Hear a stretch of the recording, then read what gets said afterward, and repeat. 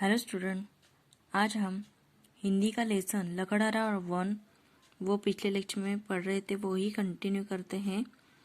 हमने देखा जो लकड़हारा है वो उसकी कुराड़ी है वो पानी में गिर जाती है और वो जो ग्रामीण आदमी है वो उसे सोने की कुराड़ लाकर देता है। फिर वो ग्रामीण लकड़हारा बोलता है कि ये मेरी कुराड़ी नहीं है। वो क्या फिर दुखी हो जाता है और खैर जाने दो भाई, तुमने मेरे लिए बहुत कष्ट उठाए, ऐसे वो बोलता है। ग्रामीण बोलता है बीच में ही, नहीं भाई नहीं, इसमें कष्ट की क्या बात है। मुसीबत के समय एक दूसरे के काम आना तो हमारा धर्म है। एक बार फिर कोशिश करता हूँ। ग्रामीण नदी में कूदकर लोहे की कुराड़ी निकालता है। अभी क्या है, ग्रामीण क्या करता है, पानी में कूदकर कुराड़ी लोहे की कुराड़ी निकालता है। ग्रामीण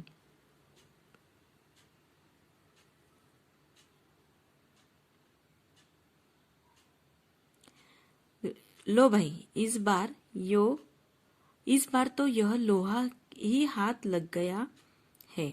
लकड़हारा अपनी लोहे की कुराड़ी देखकर खुश हो उठता है। तुम्हारा यह उपकार मैं जीवन भर नहीं भूलूंगा।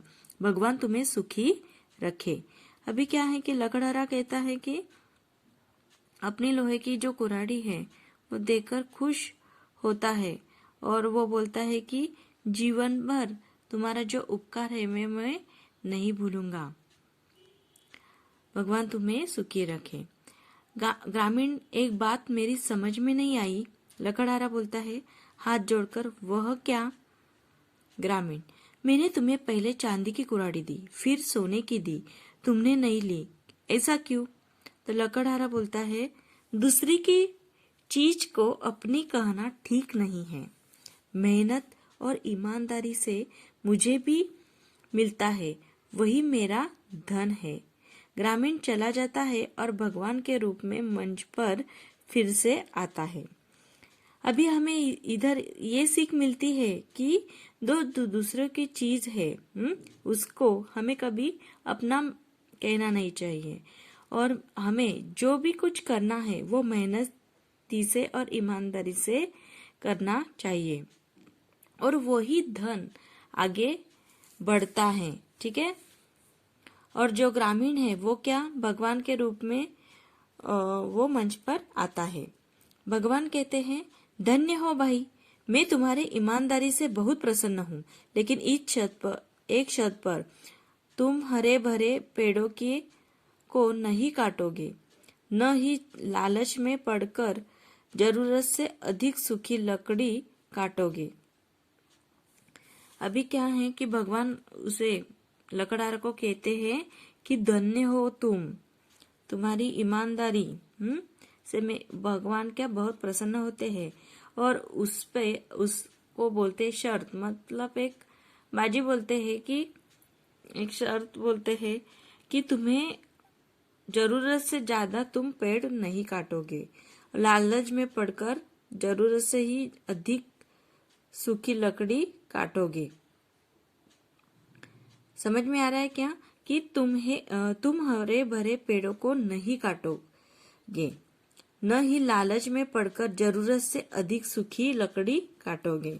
लालच में आकर मुझे बहुत पैसा कमाना है और इसलिए क्या बहुत जो लकड़ियां हैं वो नहीं काटोगे, ऐसे भगवान लकड़हारा को कहते हैं। लकड़हारा मुझे शर्त मंजूर है और पर्दा गिरता है। ठीक है। और दूसरा दृश्य, मंच पर लकड़हारा सो रहा है। मंच के पीछे एक उसकी पत्नी आवाज देती है। अभी पत्नी क्या बोलती है, अरे रामू के बापू, घोड़े बेचकर सो रहे हो क्या, आज लकड़ी काटने नहीं जाना है। अभी जो उनकी पत्नी है, लकड़हारा की पत्नी है, वो बोलती है रामू के बापू घोड़े बेचकर सोना मतलब निश्चित होकर सोना। आप निश्चित होकर सो रहे हैं, आज लकड़ियां काटना नहीं जाना है क्या, ऐसे उनकी पत्नी बोलती है। लकड़हारा जाता हूँ भगवान अपनी कुराड़ी उठाकर जंगल की तरफ जाता है, मन ही मन सोचता है। अभी क्या है कि जाता हूँ भगवान, वो अपनी कुराड़ी उठाकर जंगल की तरफ जाता है और वो मन ही मन में सोचता है, जिधर देखो दूर तक जंगल का पता नहीं, जो थे वे कटते जा रहे हैं और उनकी जगह खड़े हो रहे हैं सीमेंट के जंगल। अचानक से चोट लगती है, वह चीख उठता है, फिर एक पेड़ की छांव में बैठ जाता है। आहा, कितनी ठंडी छाया है, सारी थकान दूर हो गई हरे भरे पेड़ के नीचे से। अभी क्या है कि लकड़हारा जो लकड़ियां है वो काटते जा रहा है। और उधर क्या सीमेंट के जंगल, मतलब सीमेंट के जंगल मतलब जो बिल्डिंग्स बन रहे हैं। अचानक से उसे क्या चोट लगती है, वह चीख उठता है, फिर एक पेड़ की छांव पे वो नीचे बैठता है और उसे लगता है कि कितनी ठंडी है, कितनी छाया, मतलब कितनी ठंडी सी जो छाया है, उसकी जो थकान है वो दूर हो जाती है। ठीक है, आगे का लेसन हम बाद में देखते हैं। Thank you.